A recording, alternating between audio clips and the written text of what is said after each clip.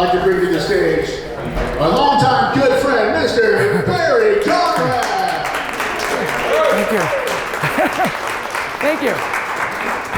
Thank you. All right. Thank you very much. Appreciate it. Glad to be here. And well, we're in Virginia City, right? This is one of the most haunted spots, right? You guys are all going to go ghost hunting tonight, right? Yeah. Well, I was curious, who's here for the first time in Virginia City? You are? Oh yeah, right. Right.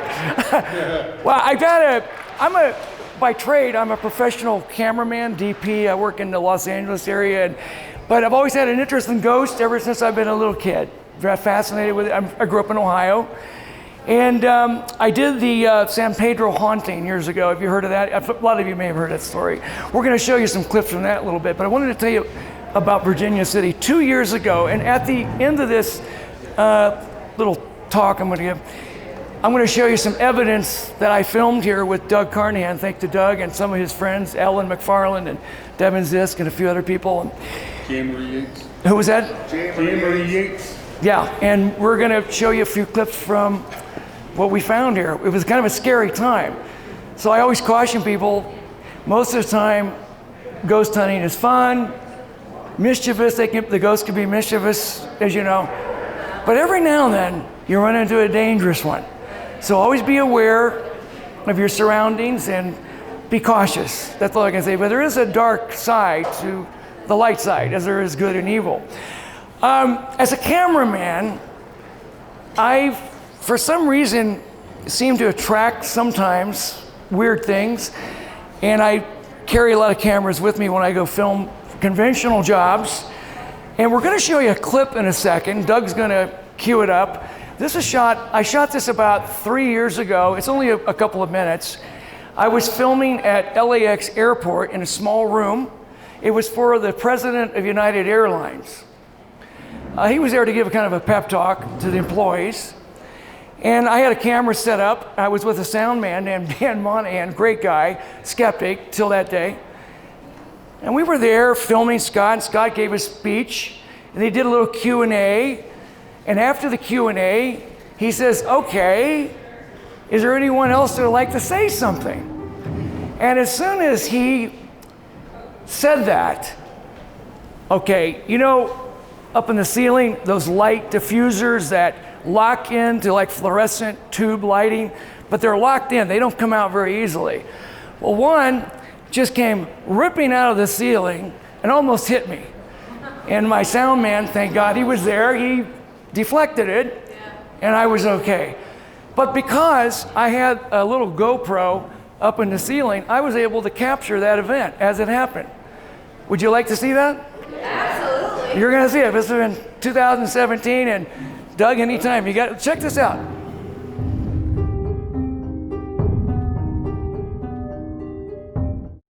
With that, I'll turn it over to our president, Scott Kirby. Thank you. Thanks, sir. Thank you, Alberto, and thank you, Jim. And thank you for the warm welcome, and thank you all for coming out and giving me the opportunity to talk. I love doing events like this. I learn a lot. It's great to meet people, but it's really good to learn about what's going on. It's easy to sit back in the Willis Tower and you sometimes get a filtered view of what's happening at the airline. And I know when I come out and talk to people that are on the front lines making it happen every day, that you get a real sense for what's really going on at the airline.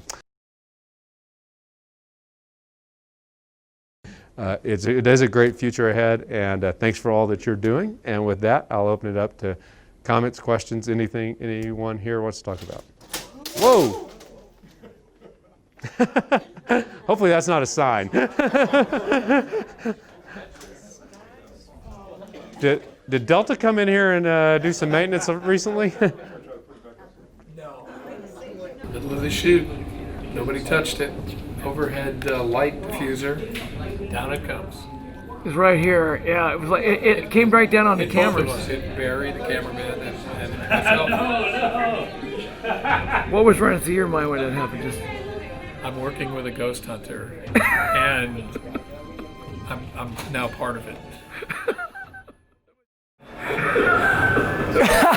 Dan's very skeptical till that day. Now he's at least a little more open-minded. I'm not saying that was paranormal, but it was kind of interesting that that happens right after he asks, is there anybody else that has a question? I thought that was very interesting. Later on, I did talk with some people that had worked in this room. It was part of United Airlines. It was like a little back conference room area. And they said, yeah, several people had died in that room, and other people had had poltergeist types of events that happened in that room. So, you know, it was great. I don't know why it was trying to attack me, you know, but I can tell you about another story we're going to tell you about. We won't go into all of it. I'm sure some of you know about it. We've talked about it many times. This was on national television back in 1989 and 90. I did a lot of talk shows, Joan Rivers, Vicki Lawrence, all that stuff. It attracted quite a bit of national attention, and I'll tell you why. It did attract a lot of national attention because at that time, I was working with another skeptic. I don't know what it was with me and skeptics. I don't know what it is. But his name was Jeff Wheatcraft. He's still around. I wanted to apologize because he was going to be here with me today, and it had been the first time he'd ever appeared at one of these kind of talks. But unfortunately, because of the COVID, he's taking care of his father's 91, and so he decided it'd probably be better to stay at home and take care of him. But he did promise me the next time we come up that he would come up with me so you'll get a chance to meet him firsthand. To make this story encapsulated, shall I say. In 1989, I was working with a gentleman named Dr. Barry Taft. We went out on a number of hauntings. If you ever saw a movie called The Entity, it was a very bizarre story. They made a movie about it with Barbara Hershey. I know some of you have seen it. Very good movie, actually. It was shot in 81 in Culver City, and it was released in 83 about a lady who was sexually molested by an entity.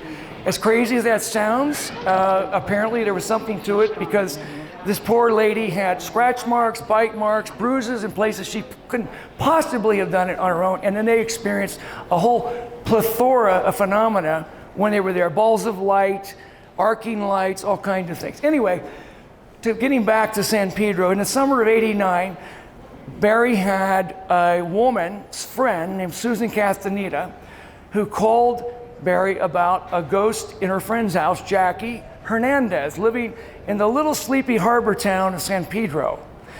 She said that there were all sorts of things happening, so we decided to go down and check it out for ourselves. So I wanted you to know, this is August 8th, 2020, 31 years ago tonight, I entered for the first time the San Pedro house. And we were, you know, a little skeptical. I'm actually skeptical on every case until I see some kind of evidence of psychic phenomena. A lot of times you go in places, you hear all the stories, you want to see something, but I wanted it as a cameraman to be, not to be, the fish that got away story. So I'd always keep a camera running. People say, why do you keep a camera running? I was a camera guy. I was always fascinated with this stuff ever since I was a kid growing up on a farm in Ohio. My mother would tell me stories. She had a friend that moved out. We went to this house on this night 31 years ago. And Jackie told us that she saw an apparition of an old man that appeared in the children's bedroom sitting on the bunk bed.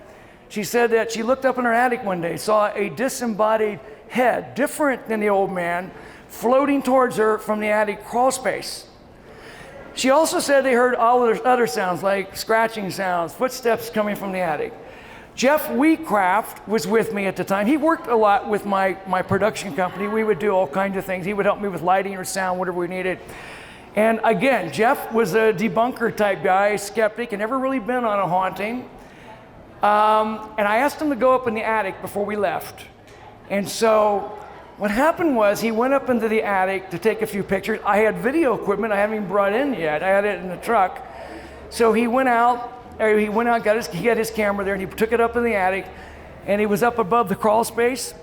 And about a couple minutes later, he shouts out that, just like a shout, like a scream or something, and he comes down, shaking, white as a ghost, pardon the pun. And the camera had been ripped out of his hands. It had been plucked right out of his hands by an invisible force. So anyway, I wanted you to hear the phone calls of what happened next. Because this is there's a lot to the story. I have a DVD later if you want me to sign it, or if you want to buy it, it's back in the back. I have a book I wrote called An Unknown Encounter, and you can see more of this story. But a month later, we had a very terrifying experience. The phenomena seemed to escalate in this lady's house. She would call me, I would record all of the phone calls. So one night she was absolutely terrified because she said the ghost was angry, it had, was banging the doors open, held her on the floor, couldn't breathe. She had 2 small children, by the way, a little boy, 3, named Jamie, and a little girl, baby girl, Samantha. And she was terrified. I was working with Jeff that night, and Gary Boehm is an old friend of mine from Ohio. We went to high school. He was working out here too, and he decided to help us out in the production company, and he also was skeptical. But I'm glad Gary was there, because Gary and Jeff decided to venture into the attic when we got there. But first, before we get into that, let's hear the phone call, the actual phone call. I think it's called Frantic Phone Call. Doug, let's see if we can play that clip. This is from an old documentary years ago.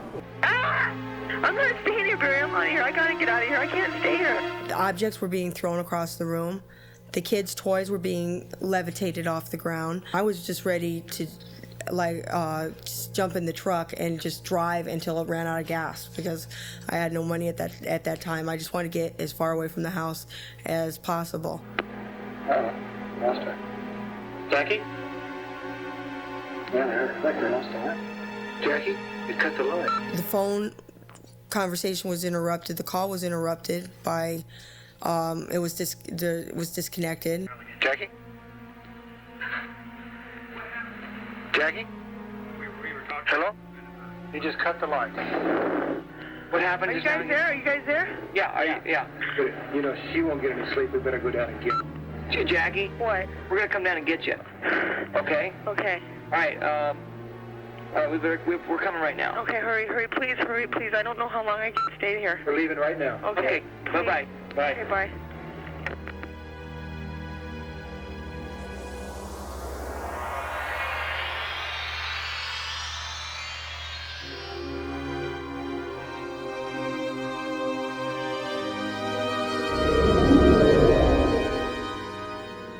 Prompted by her desperate tone, the crew drove to San Pedro. When Barry and Jeff got there, I thought that they were going to come pick me up and we were going to leave. That wasn't the case. They get out of the van, they had their video equipment, and they come running in like they, were going ghost busting. And that night, it was like it was something that was waiting to happen. And we went down there, got our equipment together. We went down there in the middle of the night, and I guess it was after maybe almost like 1 a.m. when we got down there. But she sounded so desperate and had to get out of the house, and we were really afraid for her at that point. So we went in, I guess like we were going ghost busting, right? I mean, we're there. But when we got there, it was very, very quiet, very tranquil. In fact, I would never guess there was a ghost there. It was quiet, nothing going on, no cold spots, nothing, no smells, strange smells, nothing. Jeff and Gary faithfully went into the attic. I have actual footage of that. You'll see that. Not really thinking anything would happen because it's so quiet. I'm down below. Her friend, who's since deceased now, her name was Susan Castaneda. She was a good friend and neighbor, was with her, and Jackie was there, and I had one of these big news type cameras on my shoulder, and I hadn't turned it on yet until after I had I did take the footage of them going up, but then I wanted to save the batteries in case something happened, because the batteries would drain quickly on these cameras.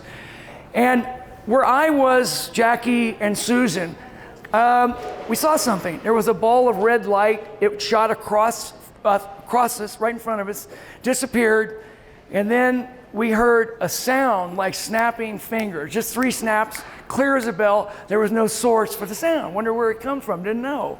Looked to my left. One of the things I do remember, you hear a feeling when you go to haunting of being watched, that sense of being watched. I really haven't had that happen too much until that night. That night, to my left, there was just an open bathroom door And I looked, I didn't see anything, but you felt like you were being watched. I felt like that at any second something was about to give.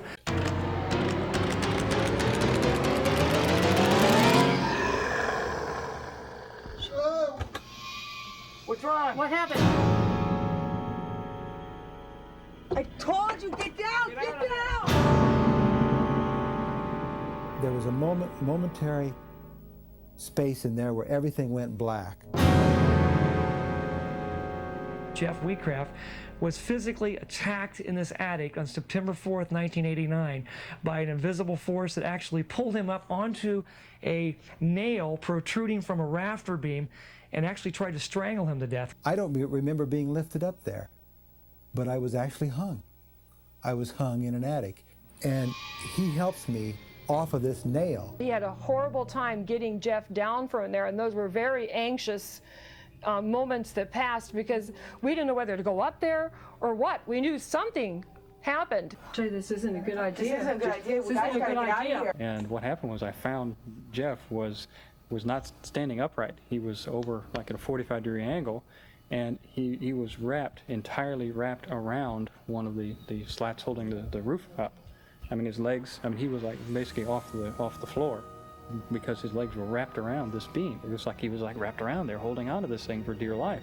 The expression on his face, though, indicated almost like he didn't even know what was going on. That was like one thing that impressed me about the expression on his face. I mean, it was obviously, he was like scared and knew something was happening, but it was like he didn't know what. And can you imagine just coming out of that dark space of time that I lost? I mean, I felt so out of control.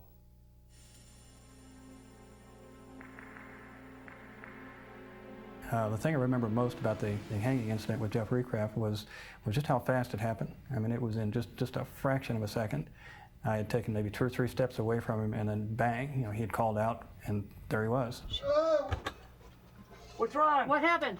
People have asked me, why did I take these pictures? Why I didn't run help him? Because when I took the pictures, I couldn't see. I was just practical, trying to go and get to him and be able to see to get to him. He was like very, very stiff. And again, I couldn't figure out why was he there in this position. So it wasn't until I got like right up on him and looked from like the side that I could see that this rope was around his neck. It was this clothesline cord the ghost used in its attempt to strangle Jeff Wheatcraft. And this is where the mystery deepens. Where did the cord come from? It ended up over my head like this, and then it was twisted like this. I don't know how far or to what degree, but I know it was twisted because it was tied around my neck. And then it was hung up over the nail on one of the cross members that go across the attic. According to the researchers, the attic had been thoroughly searched only a few days before. All they found were these seashells along with a horseshoe. What I remember was Jeff coming down, and he just looked so terrified. Right now, Jeff, what happened? Put something around my neck. Look at his. Oh shit. Oh my God. He was scared. Jeff, please get down. I gotta get out of here. Whoa. It's definitely raising me up. Jeff, please come here. Get this for me. Keep the mic on. Keep the mic on. Jeff, here you go, buddy. Here you go. Here you go. What the hell happened? Are you okay, buddy? Oh shit. God. Look at his neck. Look, Jeff, come on. What's behind your neck? I don't know what's on my It neck. looks like a noose. Come on down. A piece of rope. Oh shit. Gary, get down out of there, buddy. Can you find my glasses? Gary, Jeff. Look at this. Jeff, turn the camera. Jeff, are you okay? Jeff, I'm fine. Jeff, tell me what happened, buddy. Well, I don't know, Gary. I told Gary that there was nothing happening up there, and he turned around and came. He was coming this way. All of a sudden, I feel this thing around my neck, and it's got me hanging, and it's pulling on my leg. You were hanging? Yeah, I was hanging. Gary had to bring me down. Anyway, you got the idea, and I can tell you this much, he's no longer a skeptic.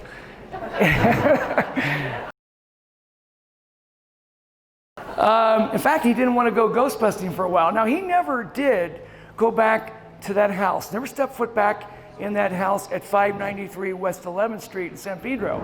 However, 5 months down the road, I'll make this quick though, because we have some other things we're going to show. I'll make this quick. It's in my book and on the DVD. She moved to Weldon. She got back with her ex-husband. He moved her up to Weldon and he moved her in his trailer. Then they split up again. She was by herself. So 5 months down the road, she calls me and she says, Barry, help me, please. The ghost is back. I called Jeff. Jeff, do you want to go on another ghost hunt? Not really. I said, okay, well, I don't blame you, but you know what? I know you're not going to go back to San Pedro, but look, it's 5 months down the road. She says it's followed her. I don't know anything about ghosts following. At that time, I had no idea. So he did go with me on one more. We went up there, and to make it short, there was a Ouija board seance that the woman, someone gave her a Ouija board. You're not supposed to play with Ouija boards. I could kind of see why, because Jeff and I decided we would try it, and our camera again was knocked out. And during the course of the Ouija board session, we got very clear sentences. I was murdered, held underwater, 1930 by, I don't know, he just said it was in Pedro Bay. It's interesting, he said Pedro, he didn't say San Pedro. The locals always call it Pedro. And I found newspaper articles later on. I did a lot of research. There was an unknown death, not saying this was it, but there was a death of a seaman, kind of unexplained. He worked on a lumber steamer known as the Astoria, and this person had died mysteriously in San Pedro Harbor in 1930. So whether or not that was a ghost or not, I don't know. It was a really extreme case. It was like winning the lotto, of ghost investigations. I don't think I'd ever run across something like that again. But anyway, I want to show you another piece of evidence. I did a show, some of you may have seen it. It aired on a channel called Destination America, I think in 2005. And I ran across an extraordinary story in St. Paul, Minnesota. There was a police officer named Brian Coyle. In 1984, he wound up at a crash site. It was unfortunate. It was 2 nights after Christmas. A group of kids were on their way to a concert, and it was an icy, curvy road right around Highland Park Golf Course. It's very wooded on the other side. They hit a tree. Everybody survived except the kid who didn't have the seatbelt on in the passenger side. And when the tree hit car hit the tree, his head hit the windshield and his neck snapped and he died. There were two police officers nearby. They responded. Brian Coyle processed the scene with photographs. And what he picked up on the photographs, I think, are some of the most amazing photos I've ever seen. The boy is lying dead in the vehicle. There are photographs of the boy. When you look at the pictures of the boy, what do you see? You see streamers of photons, lights, energy coming out of the body. Around the car, on the wide shots of the car, what do you see? Streamers of lights, just light energy streaming around the car. And then, amazingly, if you see the wide shot taken from the driver's side of the whole car, you can see some of the ice still on the road. It was an icy night. The boy's spirit appears above the vehicle. His head, he's looking down, hovering right above where his body was lying in state in the car, and it looks like he's screaming, no. I talked with Echo Bodine. She was one of the technical advisors on a movie called Ghost. Do you remember that movie with Patrick Swayze? She's a very talented young lady, and she's very, very much intuitive about the soul. And she believes, and I believe it too, that this could be one of the rarest occasions that shows a soul in the process of leaving its body. The film was developed at the St. Paul Police Department photo lab. I don't think they would have messed with the film because they called Brian and he didn't know what they were talking about. Because he said, what the heck did you photograph? And he showed him the pictures. He didn't see that. As you know, when we shoot spirits or ghosts, a lot of times you don't see what you're photographing, but you photograph what you don't see. So anyway, this is a little piece of this. We can go in like 4 minutes on this. I don't want to run the whole piece because it's a little longer than I wanted you to see the Virginia City thing I shot here 2 years ago. This was the opening, and we can go down, I'd say about 4 minutes in, we'll get into the juice of this, because it was, you see his testimony. It took me 2 years to get him to talk on camera. Actually, a young lady named Victoria Gross, who used to work with me on My Ghost Story, I was one of the co-creators of that series. She helped me write up stories, and she was really wonderful at getting him to talk for us. So I don't want to show, okay, watch it from right here. Man who had been involved in the accident that was wedged underneath the dashboard. The young man had no visible injuries that I could tell, a little bit of blood coming from his nose. He basically looked like he was asleep on the seat. We pulled him out from underneath the dashboard and checked for vital signs and couldn't find any. Medics arrived and they pronounced him that he had deceased at the scene. So my partner and I then processed the scene with pictures and diagrams and wrote some of the reports. I know when we got out of the car, we saw the car, the vehicle had left the road and had run into this tree. There were 3 young people standing around the car telling us that their friend was inside and was hurt. The picture that really shows the image I took from about this location. The vehicle was sitting there. At the time I took these photos, I really didn't feel that it was unusual. I had taken pictures of countless accident scenes prior to this and after. Other than the fact that it was extremely foggy and raining a bit, it was a normal scene, and we proceeded as we normally do. After we finished processing the scene, we went and we did the usual paperwork, filled out the reports, turned in the film into the property room. And during that time, St. Paul Police Department developed their own photos. Didn't think much of it until a couple days later when I was, one of the officers that worked in the photo lab got a hold of me and said that I should probably stop by because he had something that he wanted to show me. And he took out the pictures that he had developed from the pictures that I'd taken, and was fairly surprised at what we saw. There were some images on the pictures that definitely weren't there when I was taking the pictures.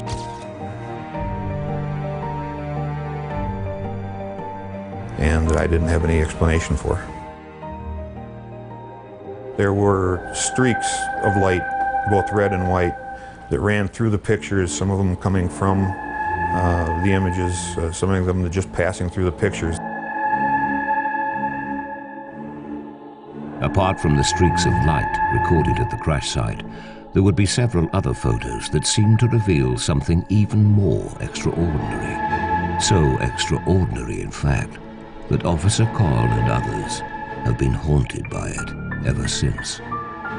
On the side picture of the vehicle, facing the driver's door, above the vehicle, about even with where the front seat passenger would be sitting, there was a clear image of a face.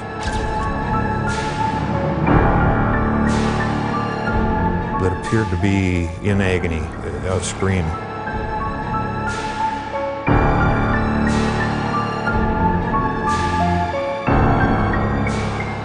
Had distinctive hair and a distinctive profile. I just couldn't explain what it was. The officer that processed the photos was speechless about the pictures.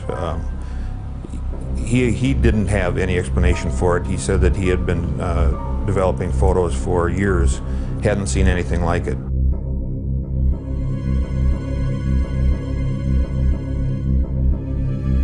There was other images within the picture that almost, in my mind, portrayed the way that the accident happened. I had found out from the witnesses that when the accident happened, he had been sitting with his back against the passenger door, facing where eventually my camera location was, looking down at his lap. I found an image in the pictures that actually, in my mind, shows that same face looking at you, looking at his lap. Ahead of the main picture, there's another faint picture that looks very much like the main picture where the individual appears to be screaming. That's out over the hood, in between 2 trees. A few years later, when I've got a copy of all the pictures, because I only had a copy of one picture for several years, I did go to several photo shops and showed the pictures to people that had been dealing with photographs for years. And they can explain some of the small things that are in each picture, but each of them told me that they can't explain all of the things that are going on in one picture. There's no explanation in my mind, and the experts haven't been able to give me an explanation either. Yep, it was definitely, as I say, a scenario that no scriptwriter could duplicate, and this one was for real. As a photographer, cameraman, I don't see any explanation for that other than the supernatural one. There's one clip, it's on that little orange drive. We're gonna show you something, our last clip, this is a short clip of what happened here 2 years ago. It was July 28th, 2018. My friend Tom over here, Murdahl, was here with us. He's a witness. He had never had an experience, and he saw a lot of things happen. We had him posted down below with a camera. I was up here covering the bar area. They had I guess it was a FaceTime video, right? We had a live camera coming from below. And you'll see there's a black mass that appears over the people down below in the small room. There also was a strange infestation of flies that came out of nowhere. We've got some of that. And then, unfortunately, Ellen McFarland, who's a great psychic in her own right, she was obviously possessed or taken over by something for a brief moment in time and passes out. Also, I had Bobby Bennett, who, a good friend of mine, used to be Michael Fox's stand-in on the old Back to the Future movies. He was helping us out. I gave him a little handheld camera. That he's not really a camera guy, but it's a little point and shoot. And he was down there, and what happens was Ellen says, "Oh wow, the papers in this box are moving." And there was a little box of papers, I don't know what they were, but there were papers in that room. And they started moving, and Bobby, it was, I think, behind a post or something. He was able to get over and get a little shot of it. You can see it kind of flipping, one of the papers flipping over right at the tail end of that. So anyway, it's amazing. I want to learn more about the history here before with the Bonanza Saloon, because I am right now putting together a new Case Files Unknown program. And we have a lot of great stories in that one, and we're going to include this as a second story. So I say we play it.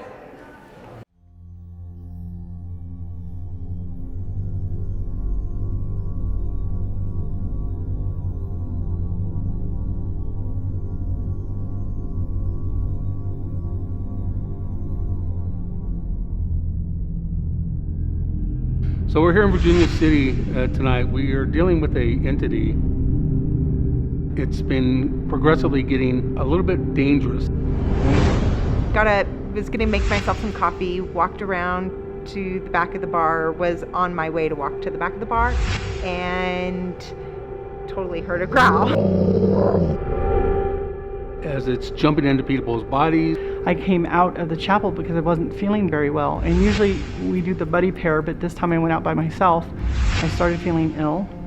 I started feeling dizzy. And out of nowhere, it just felt like something was inside of me.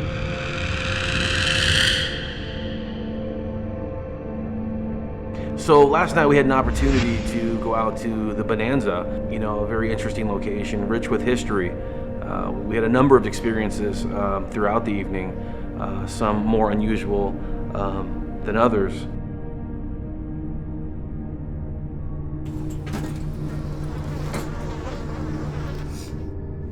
Come in here and show us how powerful you are. The K2 meter's going off behind you. It just flashed. It's like he's going up my back. I feel fingers on the back of my back. Hey, we got a millimeter with a temperature gauge. We'll bring it down. So right now we're bringing this down. Ready for them to have a temperature gauge. Whoa. Oh, damn. Jesus Christ. Dude, something touched my fucking face. We've had countless spirits, that are dark, but what we're experiencing now is kind of like a collective haunting of spirits of men that are gathering together and becoming one spirit.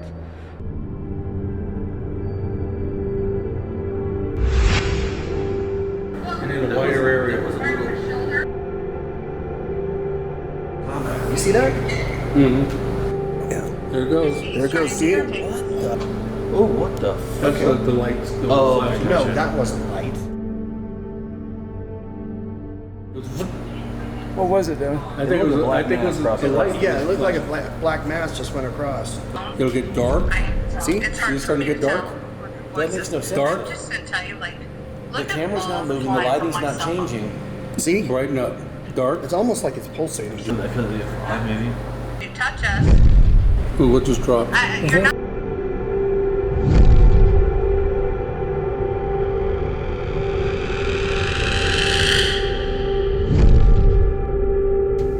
Like you moved something. Moved something in the room. Meter went off. I liken it to like when a house is haunted, but it's not actually a spirit haunting the house. It's almost as if the house has taken on a personality of its own.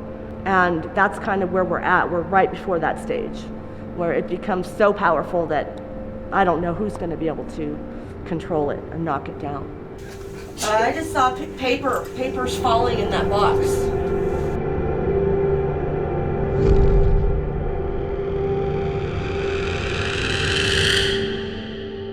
Do you see him? Yes, I do. Look it.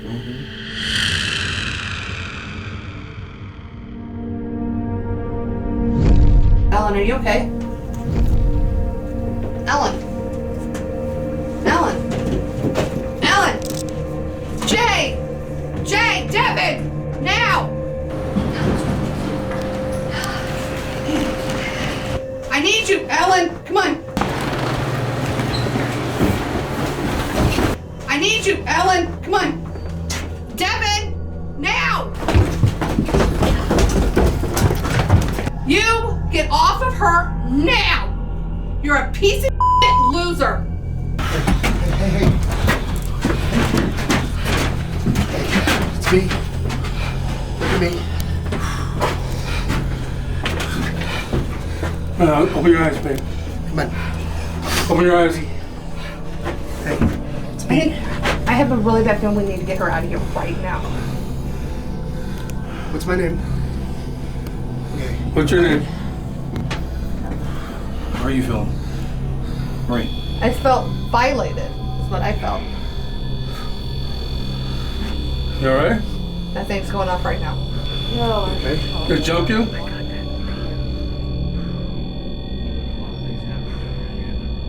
You don't have any clue.